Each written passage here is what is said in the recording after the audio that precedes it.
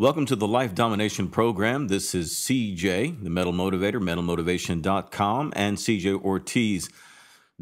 I'm excited to have you as a part of this program. All this week, we're talking about mindset, which is really a foundational aspect to anything. Most of the problems that you'll feel are determined by your mindset. Most of the challenges that you'll experience are determined by your mindset. Most of the victories that you'll accomplish, the great things that happen in your life, or the things that you make happen, are determined by your mindset. This is the reason why you've gotten as far as you have, whether good or bad.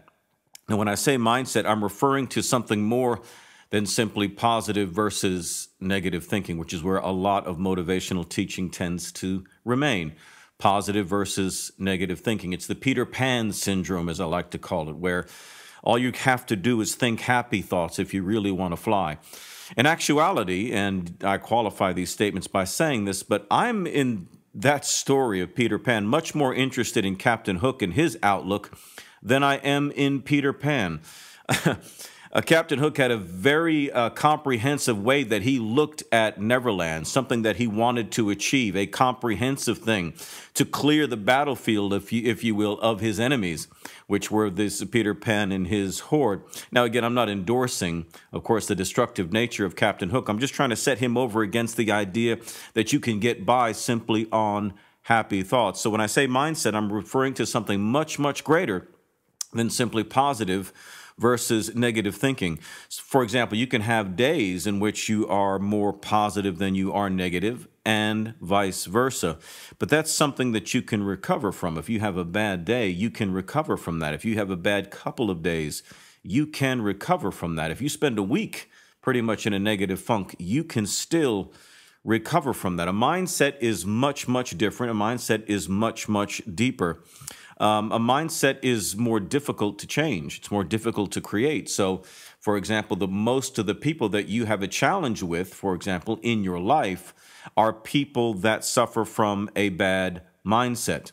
And people who are achieving great things and continue to achieve great things are doing so via a mindset. So a mindset is much, much different than simply positive or negative thinking, although it includes that. So the purpose of this course is understanding what a mindset is, how it works, how it's changed, how you can create it, a better one. That's the purpose that we want to get after, you see, because the basic fundamental thing about you is that your mind hungers for information.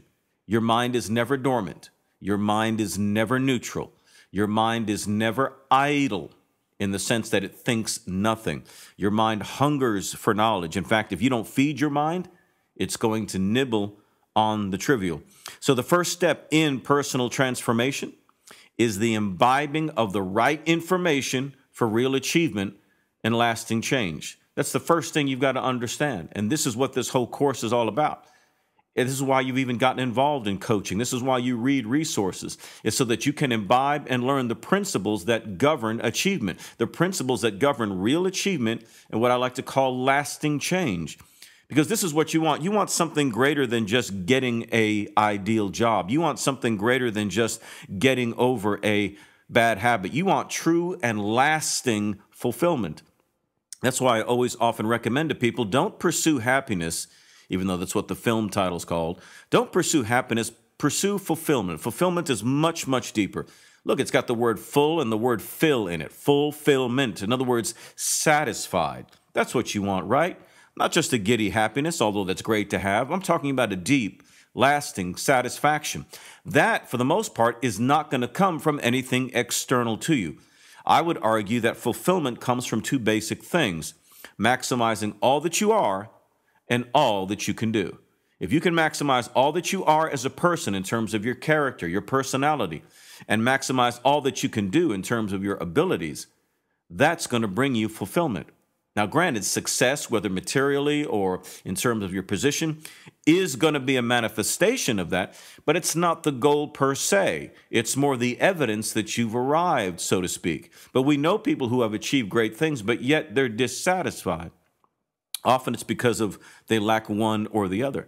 So you can have somebody, for example, who's very content with themselves in terms of their personality. They're good people, but they don't necessarily achieve the full potential of their abilities. So you need both. You need the maximizing of all that you are, all that you can do, and you need the maximizing of all that you are as a person. That's what brings fulfillment. This, again, is determined by mindset.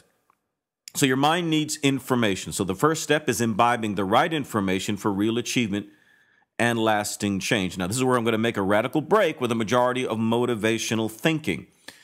People are looking for boosts to help them get through life, but a boost is not actually what they need. You need much, much more than a boost.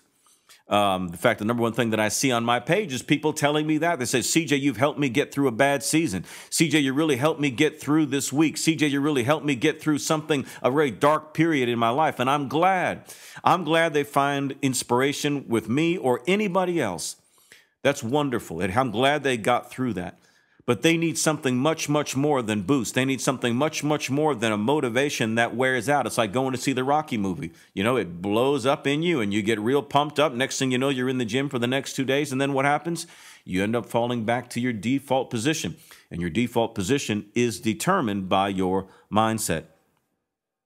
So this is where I'm going to make a radical break, because I'm looking for something much, much more than boost in my own life. And I want to see that happen in your life. We don't want just inspiration from the outside.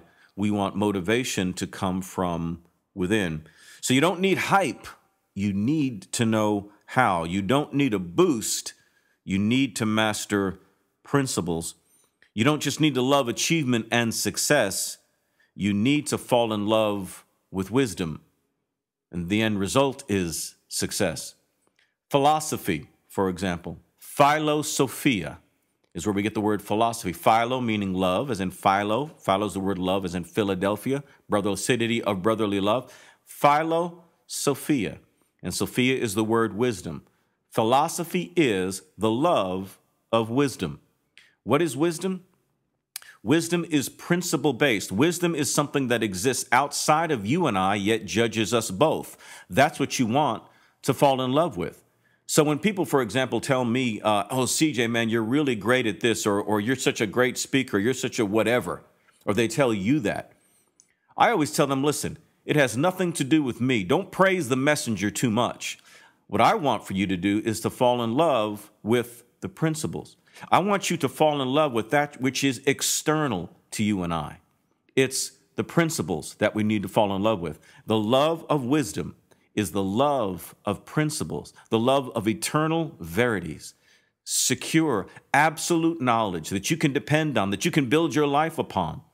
That's what you want to pursue, is wisdom, because wisdom is what will shape your mindset. And that's what we're talking about. All this week is mindset, how we're going to set our minds. You know, there's an example that I often refer to. This happened a number of years ago when I had first gotten my Facebook business page, my Meta Motivation page, up to about 5,000 fans. Now, this was in 2010. So at that time, to have 5,000 followers on your Facebook page was a pretty big thing. And a friend of mine came over, and we were talking in my office, and he was curious about how I had done that. He said, dude, how did you get 5,000 people to follow you? Now, he wasn't a metalhead or anything like that, so he wanted to better understand it. He had some things he wanted to do via social media, so he was asking me. And I remember he was sitting back in the chair like this as I began to tell him how I did it. And the more I told him about how I did it, the more he began to sit up in his chair, to where after a while into the conversation, he was literally on the edge of his seat. I mean, literally on the edge of his seat, leaning forward, very intense and very excited. And he said, man, I could do this, I could do this, I could do this, and I could do that. He was very motivated to do it. But yet I didn't say anything motivating. I didn't tell him, you can do it. I didn't tell him, find the strength. I didn't give him any sort of inspirational hype. I didn't cheerlead him. What did I do that caused him to be completely motivated? And especially it was a motivation that lasted. I told him how to do something. That's the radical break. We're not just here to produce a bunch of hype and just, have a big motivational rally. Those are all well and good. I don't mind them. It's good to have some cheerleading. You need boost to help you get through dark seasons. I get that.